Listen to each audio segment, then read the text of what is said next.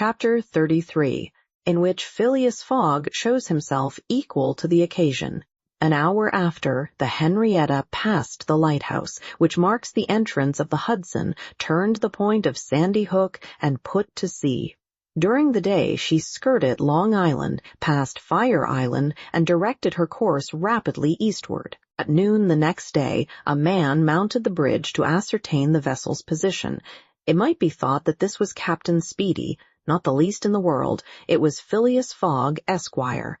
As for Captain Speedy, he was shut up in his cabin under lock and key, and was uttering loud cries which signified an anger at once pardonable and excessive.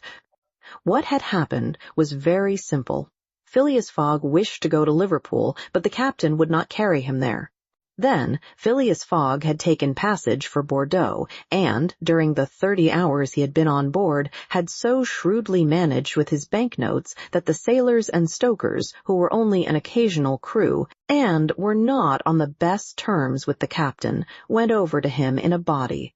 This was why Phileas Fogg was in command instead of Captain Speedy, why the captain was a prisoner in his cabin, and why, in short, the Henrietta was directing her course towards Liverpool. It was very clear, to see Mr. Fogg manage the craft, that he had been a sailor.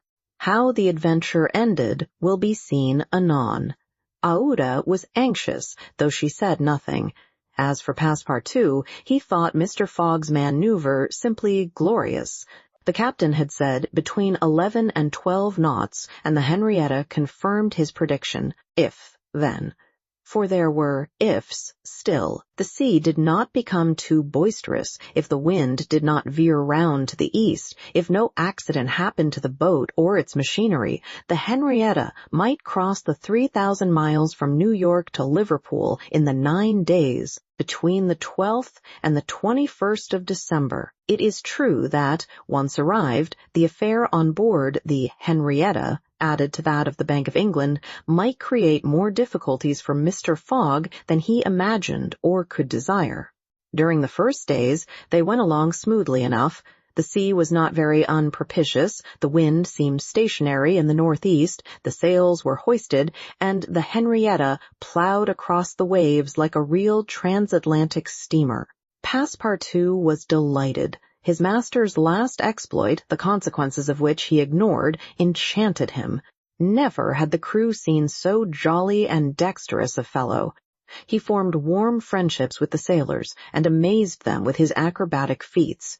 He thought they managed the vessel like gentlemen, and that the stokers fired up like heroes. His loquacious good humor infected everyone. He had forgotten the past, its vexations and delays. He only thought of the end, so nearly accomplished, and sometimes he boiled over with impatience, as if heated by the furnaces of the Henrietta. Often, also, the worthy fellow revolved around Fix, looking at him with a keen, distrustful eye. But he did not speak to him, for their old intimacy no longer existed. Fix, it must be confessed, understood nothing of what was going on. The conquest of the Henrietta, the bribery of the crew, Fogg managing the boat like a skilled seaman, amazed and confused him. He did not know what to think. For, after all, a man who began by stealing £55,000 might end by stealing a vessel. And Fix was not unnaturally inclined to conclude that the Henrietta, under Fogg's command, was not going to Liverpool at all, but to some part of the world where the robber, turned into a pirate, would quietly put himself in safety. The conjecture was at least a plausible one, and the detective began to seriously regret that he had embarked on the affair. As for Captain Speedy, he continued to howl and growl in his cabin, and Passepartout, whose duty it was to carry him his meals, courageous as he was, took the greatest precautions. Mr. Fogg did not seem even to know that there was a captain on board. On the 13th, they passed the edge of the Banks of Newfoundland, a dangerous locality. During the winter especially, there are frequent fogs and heavy gales of wind. Ever since the evening before the barometer, suddenly falling, had indicated an approaching change in the atmosphere, and during the night the temperature varied, the cold became sharper, and the wind veered to the southeast. This was a misfortune. Mr. Fogg, in order not to deviate from his course, furled his sails and increased the force of the steam, but the vessel's speed slackened, owing to the state of the sea, the long waves of which broke against the stern. She pitched violently, and this retarded her progress.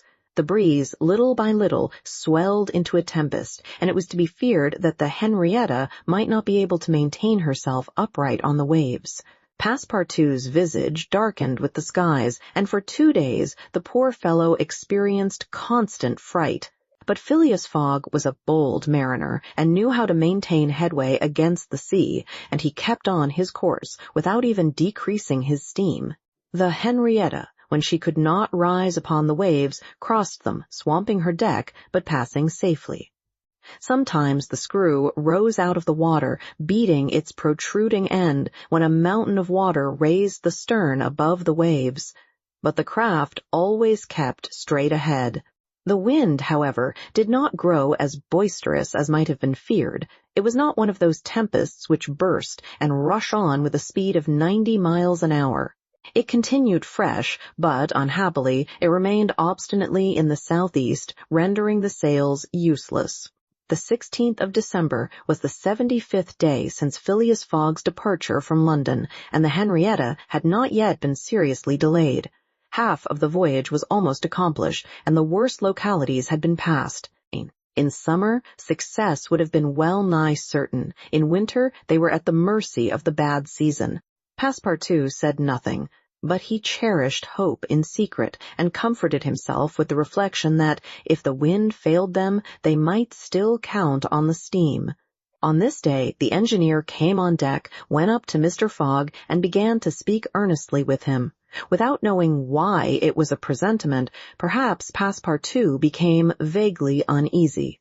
He would have given one of his ears to hear with the other what the engineer was saying.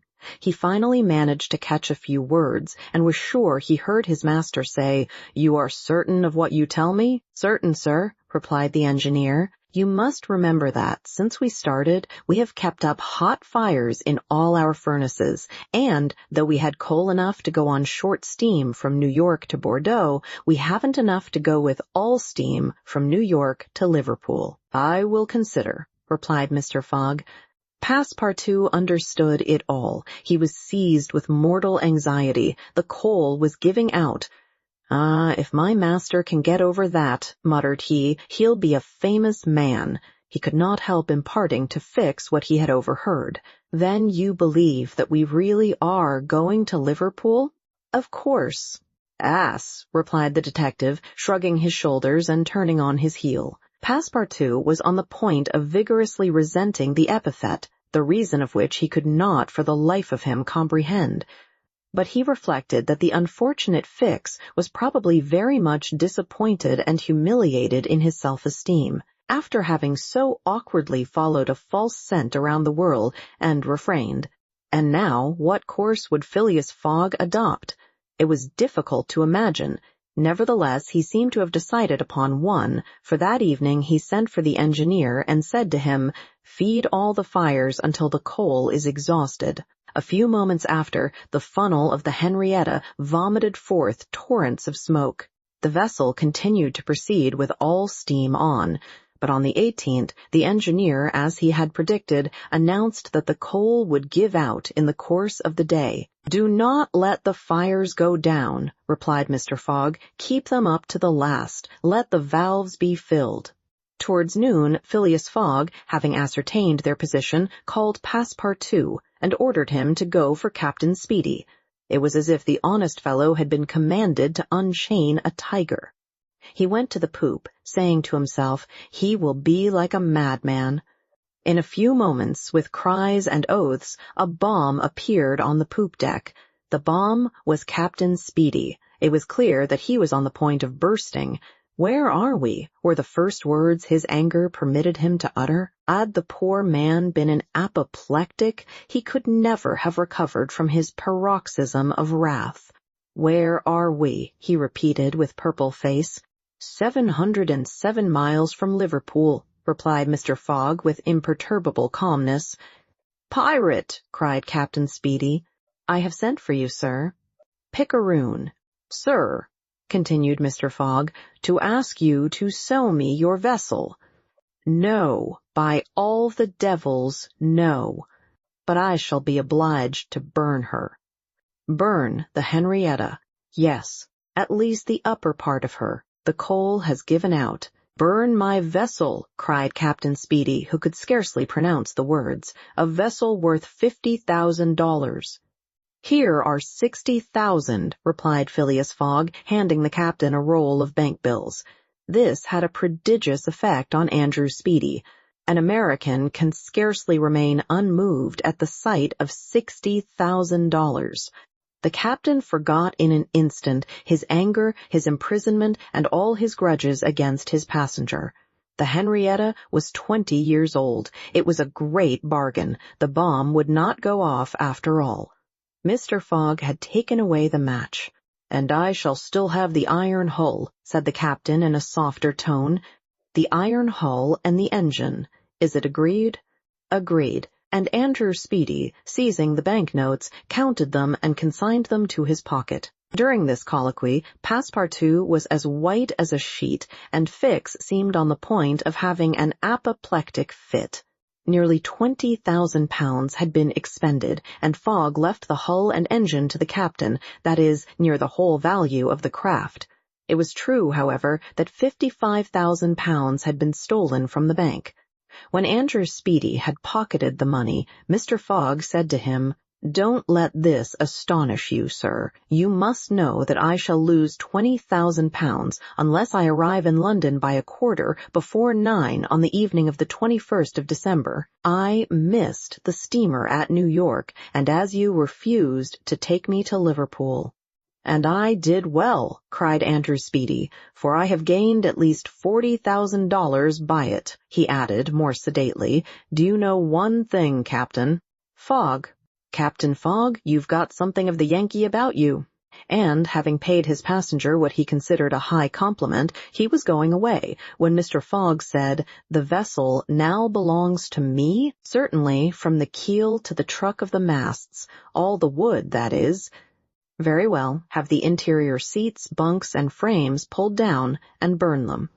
It was necessary to have dry wood to keep the steam up to the adequate pressure, and on that day the poop, cabins, bunks, and the spare deck were sacrificed. On the next day, the 19th of December, the masts, rafts, and spars were burned. The crew worked lustily, keeping up the fires. Passepartout hewed, cut, and sawed away with all his might. There was a perfect rage for demolition. The railings, fittings, the greater part of the deck, and top sides disappeared on the 20th, and the Henrietta was now only a flat hulk. But on this day they sighted the Irish coast and Fastnet Light. By 10 in the evening they were passing Queenstown. Phileas Fogg had only 24 hours more in which to get to London. That length of time was necessary to reach Liverpool, with all steam on. And the steam was about to give out altogether. "Sir," said Captain Speedy, who was now deeply interested in Mr. Fogg's project, "I really commiserate you. Everything is against you. We are only opposite Queenstown." "Ah," said Mr. Fogg, "is that place where we see the lights Queenstown?" "Yes." "Can we enter the harbor?" "Not under 3 hours. Only at high tide."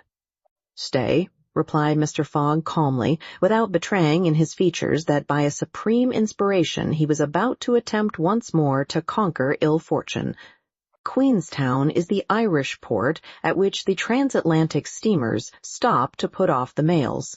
These mails are carried to Dublin by express trains, always held in readiness to start. From Dublin they are sent on to Liverpool by the most rapid boats, and thus gain 12 hours on the Atlantic steamers. Phileas Fogg counted on gaining 12 hours in the same way. Instead of arriving at Liverpool the next evening by the Henrietta, he would be there by noon, and would therefore have time to reach London before 9:15 in the evening.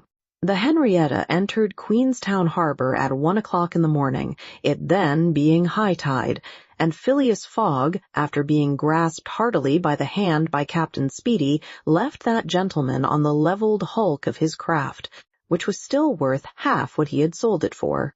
The party went on shore at once. Fix was greatly tempted to arrest Mr. Fogg on the spot, but he did not. Why? What struggle was going on within him? Had he changed his mind about his man? Did he understand that he had made a grave mistake? He did not, however, abandon Mr. Fogg. They all got upon the train, which was just ready to start at 1:30. At dawn of day they were in Dublin, and they lost no time in embarking on a steamer which, disdaining to rise upon the waves, invariably cut through them. Phileas Fogg at last disembarked on the Liverpool quay at 20 minutes before 12, 21st December. He was only 6 hours distant from London. But at this moment Fix came up, put his hand upon Mr. Fogg's shoulder, and, showing his warrant, said, "You are really Phileas Fogg?" "I am. I arrest you in the Queen's name." Chapter 34, in which Phileas Fogg at last reaches London. Phileas Fogg was in prison. He had been shut up in the custom house, and he was to be transferred to London the next day. Passepartout, when he saw his master arrested, would have fallen upon Fix had he not been held back by some policemen. Aouda was thunderstruck at the suddenness of an event which she could not understand.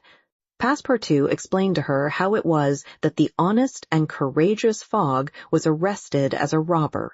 The young woman's heart revolted against so heinous a charge, and when she saw that she could attempt to do nothing to save her protector, she wept bitterly. As for Fix, he had arrested Mr. Fogg because it was his duty, whether Mr. Fogg were guilty or not.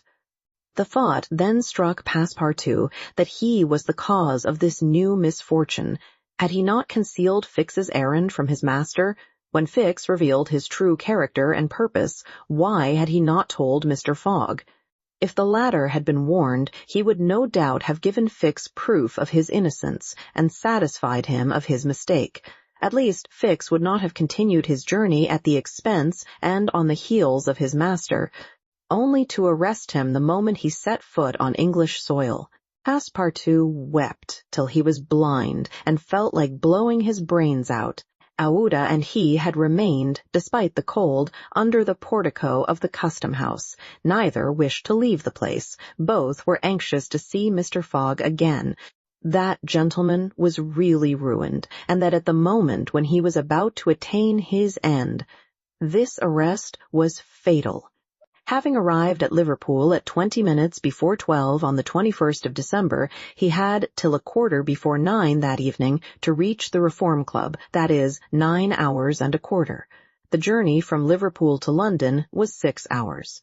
If anyone at this moment had entered the custom-house, he would have found Mr. Fogg seated, motionless, calm, and without apparent anger upon a wooden bench.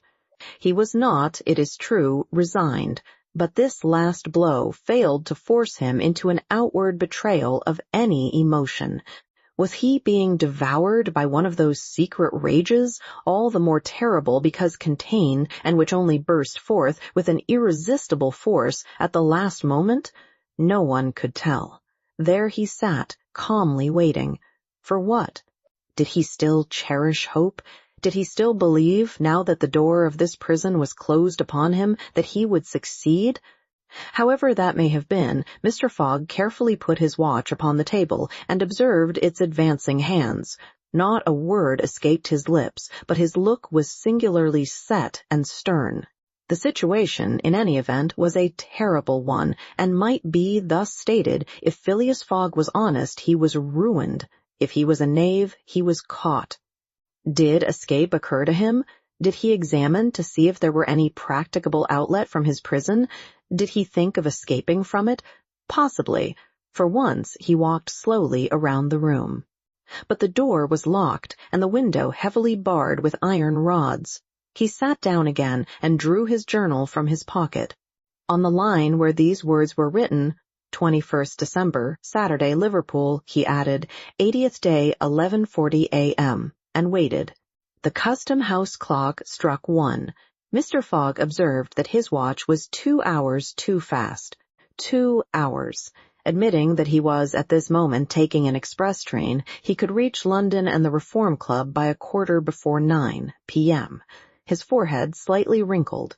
At 33 minutes past 2, he heard a singular noise outside, then a hasty opening of doors.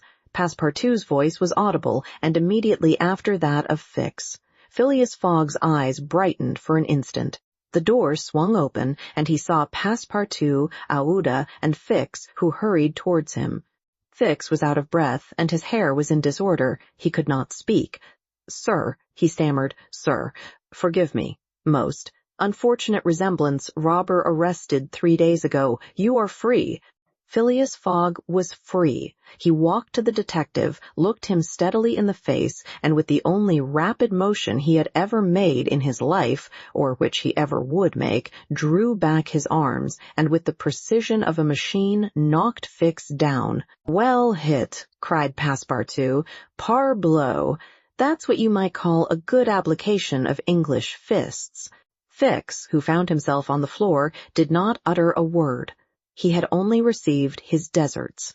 Mr. Fogg, Aouda, and Passepartout left the custom-house without delay, got into a cab, and in a few moments descended at the station. Phileas Fogg asked if there was an express train about to leave for London. It was 40 minutes past 2. The express train had left 35 minutes before. Phileas Fogg then ordered a special train. There were several rapid locomotives on hand, but the railway arrangements did not permit the special train to leave until 3 o'clock. At that hour, Phileas Fogg, having stimulated the engineer by the offer of a generous reward, at last set out towards London with Aouda and his faithful servant. It was necessary to make the journey in 5 hours and a half, and this would have been easy on a clear road throughout. But there were forced delays, and when Mr. Fogg stepped from the train at the terminus, all the clocks in London were striking 10 minutes before 9, a somewhat remarkable eccentricity on the part of the London clocks. Having made the tour of the world, he was behindhand 5 minutes. He had lost the wager. Chapter 35. In which Phileas Fogg does not have to repeat his orders to Passepartout twice. The dwellers in Savile Row would have been surprised the next day if they had been told that Phileas Fogg had returned home. His doors and windows were still closed, no appearance of change was visible. After leaving the station, Mr. Fogg gave Passepartout instructions to purchase some provisions, and quietly went to his domicile. He bore his misfortune with his habitual tranquillity. Ruined, and by the blundering of the detective. After having steadily traversed that long journey, overcome 100 obstacles, braved many dangers, and still found time to do some good on his way, to fail near the goal by a sudden event which he could not have foreseen, and against which he was unarmed. It was terrible, but a few pounds were left of the large sum he had carried with him. There only remained of his fortune the 20,000 pounds deposited at Baring's, and this amount he owed to his friends of the Reform Club.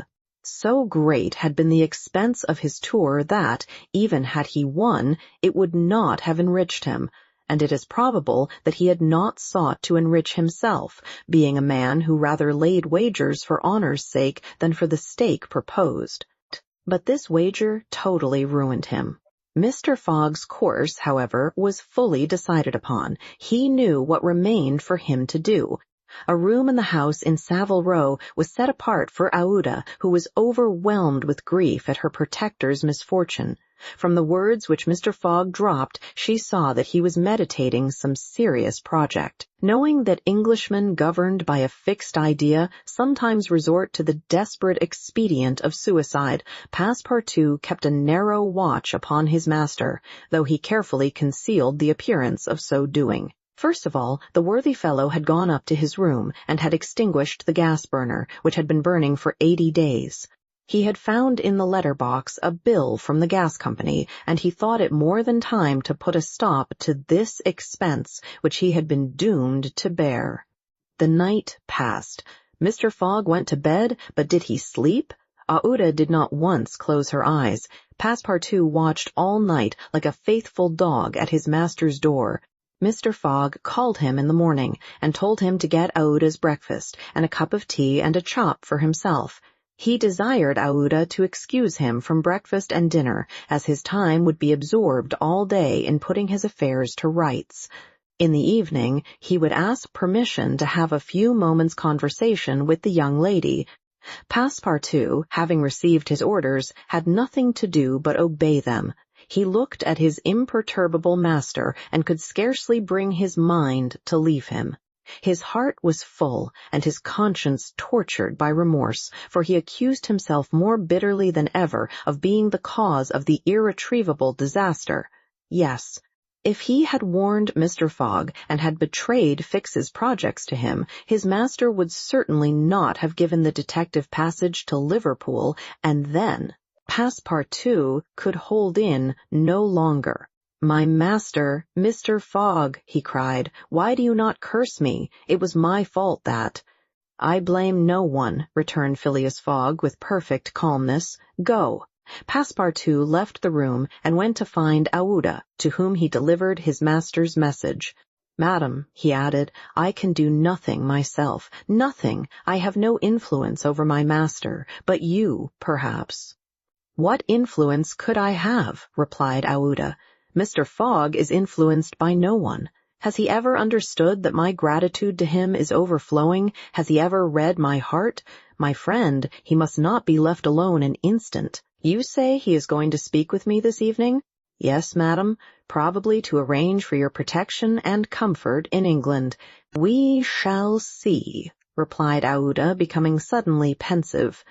Throughout this day, Sunday, the house in Savile Row was as if uninhabited, and Phileas Fogg, for the first time since he had lived in that house, did not set out for his club when Westminster clock struck 11:30. Why should he present himself at the Reform? His friends no longer expected him there. As Phileas Fogg had not appeared in the saloon on the evening before, Saturday, the 21st of December, at 9:15, he had lost his wager. It was not even necessary that he should go to his bankers for the £20,000, for his antagonists already had his cheque in their hands, and they had only to fill it out and send it to the Barings to have the amount transferred to their credit. Mr. Fogg, therefore, had no reason for going out, and so he remained at home. He shut himself up in his room and busied himself putting his affairs in order. Passepartout continually ascended and descended the stairs. The hours were long for him. He listened at his master's door and looked through the keyhole as if he had a perfect right so to do, and as if he feared that something terrible might happen at any moment. Sometimes he thought of Fix, but no longer in anger. Fix, like all the world, had been mistaken in Phileas Fogg and had only done his duty in tracking and arresting him, while he, Passepartout, this thought haunted him, and he never ceased cursing his miserable folly.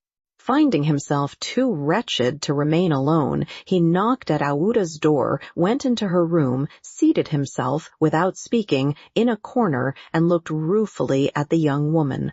Aouda was still pensive. About 7:30 in the evening, Mr. Fogg sent to know if Aouda would receive him, and in a few moments he found himself alone with her. Phileas Fogg took a chair and sat down near the fireplace, opposite Aouda. No emotion was visible on his face. Fogg returned was exactly the Fogg who had gone away. There was the same calm, the same impassibility. He sat several minutes without speaking. Then, bending his eyes on Aouda, "Madam," said he, "will you pardon me for bringing you to England?" "Aye, Mr. Fogg," replied Aouda, checking the pulsations of her heart. "Please let me finish," returned Mr. Fogg. "When I decided to bring you far away from the country which was so unsafe for you, I was rich, and counted on putting a portion of my fortune at your disposal. Then your existence would have been free and happy. But now I am ruined." "I know it, Mr. Fogg," replied Aouda, "and I ask you in my turn, will you forgive me for having followed you and, who knows, for having, perhaps, delayed you and thus contributed to your ruin? Madam, you could not remain in India, and your safety could only be assured by bringing you to such a distance that your persecutors could not take you. "So, Mr. Fogg," resumed Aouda, "not content with rescuing me from a terrible death, you thought yourself bound to secure my comfort in a foreign land?" "Yes, madam, but circumstances have been against me. Still, I beg to place the little I have left at your service." "But what will become of you, Mr. Fogg?" "As for me, madam," replied the gentleman coldly, "I have need of nothing." "But how do you look upon the fate, sir, which awaits you?" "As I am in the habit of doing. At least," said Aouda, "want should not overtake a man like you, your friends." "I have no friends, madam." "Your relatives." "I have no longer any relatives." "I pity you then, Mr. Fogg, for solitude is a sad thing, with no heart to which to confide your griefs. They say, though, that misery itself, shared by two sympathetic souls, may be borne with patience."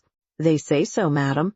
"Mr. Fogg," said Aouda, rising and seizing his hand, "do you wish at once a kinswoman and friend? Will you have me for your wife?" Mr. Fogg, at this, rose in his turn. There was an unwonted light in his eyes and a slight trembling of his lips. Aouda looked into his face.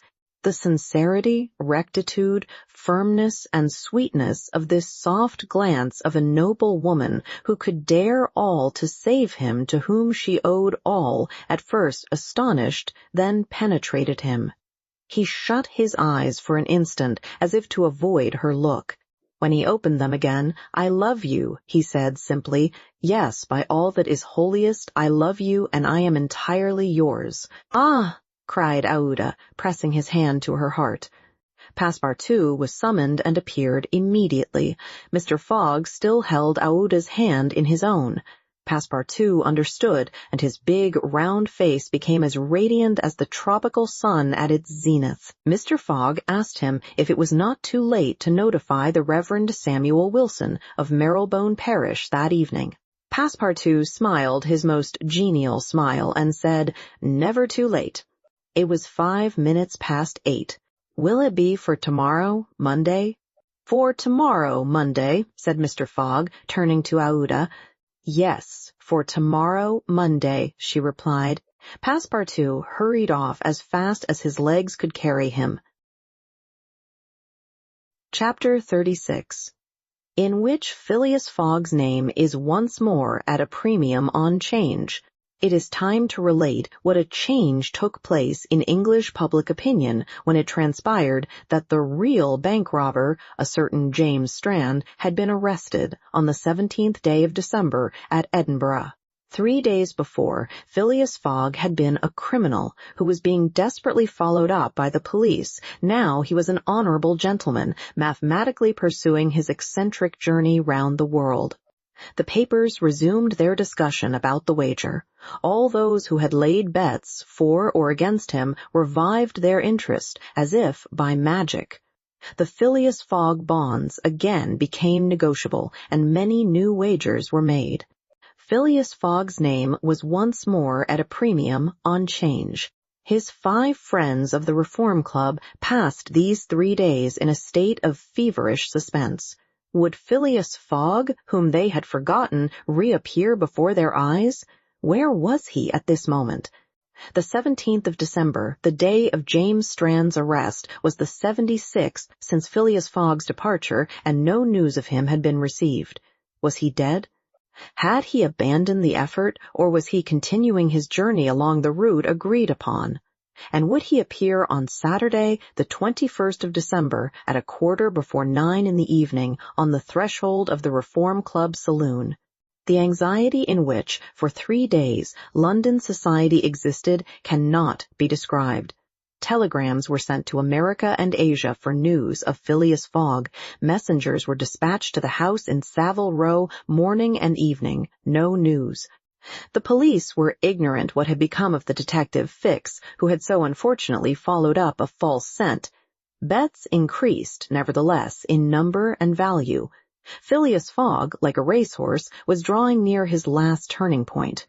The bonds were quoted, no longer at 100 below par, but at 20, at 10, and at 5, and paralytic old Lord Albemarle bet even in his favor. A great crowd was collected in Pall Mall and the neighboring streets on Saturday evening. It seemed like a multitude of brokers permanently established around the Reform Club. Circulation was impeded, and everywhere disputes, discussions, and financial transactions were going on. The police had great difficulty in keeping back the crowd, and as the hour when Phileas Fogg was due approached, the excitement rose to its highest pitch. The 5 antagonists of Phileas Fogg had met in the great saloon of the club. John Sullivan and Samuel Fallentin, the bankers, Andrew Stuart, the engineer, Gauthier Ralph, the director of the Bank of England, and Thomas Flanagan, the brewer, one and all waited anxiously. When the clock indicated 20 minutes past 8, Andrew Stuart got up, saying, "Gentlemen, in 20 minutes the time agreed upon between Mr. Fogg and ourselves will have expired." "What time did the last train arrive from Liverpool?" asked Thomas Flanagan. "At 23 minutes past 7, replied Gauthier Ralph, "and the next does not arrive till 10 minutes after 12. "Well, gentlemen," resumed Andrew Stuart, "if Phileas Fogg had come in the 7:23 train, he would have got here by this time. We can, therefore, regard the bet as won." "Wait, don't let us be too hasty," replied Samuel Fallentin. "You know that Mr. Fogg is very eccentric. His punctuality is well known. He never arrives too soon or too late, and I should not be surprised if he appeared before us at the last minute." "Why," said Andrew Stuart nervously, "if I should see him, I should not believe it was he." "The fact is," resumed Thomas Flanagan, "Mr. Fogg's project was absurdly foolish. Whatever his punctuality, he could not prevent the delays which were certain to occur, and a delay of only 2 or 3 days would be fatal to his tour. Observe, too," added John Sullivan, "that we have received no intelligence from him, though there are telegraphic lines all along his route." "He has lost, gentlemen," said Andrew Stuart. "He has 100 times lost. You know, besides, that the China, the only steamer he could have taken from New York to get here in time, arrived yesterday. I have seen a list of the passengers, and the name of Phileas Fogg is not among them. Even if we admit that fortune has favored him, he can scarcely have reached America. I think he will be at least 20 days behindhand, and that Lord Albemarle will lose a cool 5,000. "It is clear," replied Gauthier Ralph, "and we have nothing to do but to present Mr. Fogg's check at Baring's tomorrow." At this moment the hands of the club clock pointed to 20 minutes to 9. "5 minutes more," said Andrew Stuart. The 5 gentlemen looked at each other. Their anxiety was becoming intense, but, not wishing to betray it, they readily assented to Mr. Fallentin's proposal of a rubber. "I wouldn't give up my 4,000 of the bet," said Andrew Stuart as he took his seat, "for 3,999. The clock indicated 18 minutes to 9. The players took up their cards, but could not keep their eyes off the clock. Certainly, however secure they felt, minutes had never seemed so long to them. 17 minutes to 9, said Thomas Flanagan as he cut the cards which Ralph handed to him. Then there was a moment of silence. The great saloon was perfectly quiet, but the murmurs of the crowd outside were heard, with now and then a shrill cry. The pendulum beat the seconds, which each player eagerly counted, as he listened, with mathematical regularity. 16 minutes to 9, said John Sullivan, in a voice which betrayed his emotion. 1 minute more, and the wager would be won. Andrew Stuart and his partners suspended their game. They left their cards and counted the seconds. At the 40th second, nothing. At the 50th, still nothing. At the 55th, a loud cry was heard in the street, followed by applause, hurrahs, and some fierce growls. The players rose from their seats. At the 57th second, the door of the saloon opened, and the pendulum had not beat the 60th second when Phileas Fogg appeared, followed by an excited crowd who had forced their way through the club doors, and in his calm voice said, "Here I am, gentlemen." Chapter 37, in which it is shown that Phileas Fogg gained nothing by his tour around the world unless it were happiness. Yes, Phileas Fogg in person. The reader will remember that at 5 minutes past 8 in the evening, about 25 hours after the arrival of the travelers in London, Passepartout had been sent by his master to engage the services of the Reverend Samuel Wilson in a certain marriage ceremony which was to take place the next day. Passepartout went on his errand enchanted. He soon reached the clergyman's house, but found him not at home. Passepartout waited a good 20 minutes, and when he left the reverend gentleman, it was 35 minutes past 8. But in what a state he was! With his hair in disorder, and without his hat, he ran along the street as never man was seen to run before, overturning passers-by, rushing over the sidewalk like a waterspout. In 3 minutes he was in Savile Row again, and staggered back into Mr. Fogg's room. He could not speak. "What is the matter?" asked Mr. Fogg. "My master," gasped Passepartout. "Marriage. Impossible." "Impossible?" "Impossible. For tomorrow." "Why so?" "Because tomorrow is Sunday." "Monday," replied Mr. Fogg. "No, today is Saturday." "Saturday? Impossible." "Yes, yes, yes, yes," cried Passepartout. "You have made a mistake of one day. We arrived 24 hours ahead of time, but there are only 10 minutes left." Passepartout had seized his master by the collar and was dragging him along with irresistible force. Phileas Fogg, thus kidnapped, without having time to think, left his house, jumped into a cab, promised £100 to the cabman, and, having run over 2 dogs and overturned 5 carriages, reached the Reform Club. The clock indicated 9:15 when he appeared in the great saloon. Phileas Fogg had accomplished the journey round the world in 80 days. Phileas Fogg had won his wager of £20,000. How was it that a man so exact and fastidious could have made this error of a day? How came he to think that he had arrived in London on Saturday, the 21st day of December, when it was really Friday the 20th, the 79th day only from his departure? The cause of the error is very simple. Phileas Fogg had, without suspecting it, gained 1 day on his journey, and this merely because he had traveled constantly eastward. He would, on the contrary, have lost a day had he gone in the opposite direction, that is, westward. In journeying eastward, he had gone towards the sun, and the days therefore diminished for him as many times 4 minutes as he crossed degrees in this direction. There are 360 degrees on the circumference of the earth, and these 360 degrees multiplied by 4 minutes gives precisely 24 hours. That is, the day unconsciously gained. In other words, while Phileas Fogg, going eastward, saw the sun pass the meridian 80 times, his friends in London only saw it pass the meridian 79 times.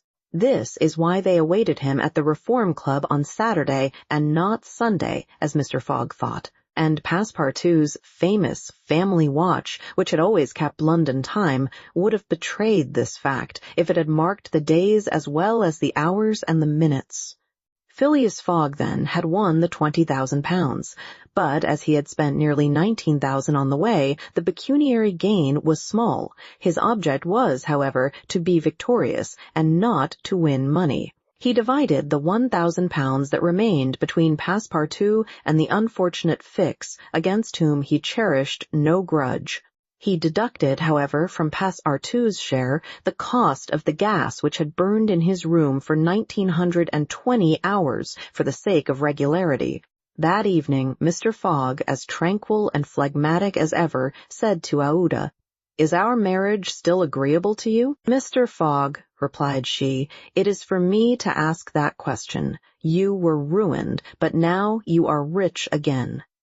"Pardon me, madam, my fortune belongs to you. If you had not suggested our marriage, my servant would not have gone to the Reverend Samuel Wilson's, I should not have been apprised of my error, and—" "Dear Mr. Fogg," said the young woman. "Dear Aouda," replied Phileas Fogg. It need not be said that the marriage took place 48 hours after, and that Passepartout, glowing and dazzling, gave the bride away. Had he not saved her, and was he not entitled to this honor? The next day, as soon as it was light, Passepartout rapped vigorously at his master's door. Mr. Fogg opened it and asked, "What's the matter, Passepartout?" "What is it, sir?" "Why, I've just this instant found out." "What?" "That we might have made the tour of the world in only 78 days. "No doubt," returned Mr. Fogg, "by not crossing India. But if I had not crossed India, I should not have saved Aouda. She would not have been my wife, and—" Mr. Fogg quietly shut the door. Phileas Fogg had won his wager, and had made his journey around the world in 80 days. To do this he had employed every means of conveyance: steamers, railways, carriages, yachts, trading vessels, sledges, elephants. The eccentric gentleman had throughout displayed all his marvelous qualities of coolness and exactitude. But what then? What had he really gained by all this trouble? What had he brought back from this long and weary journey? Nothing, say you? Perhaps so. Nothing but a charming woman who, strange as it may appear, made him the happiest of men. Truly, would you not for less than that make the tour around the world,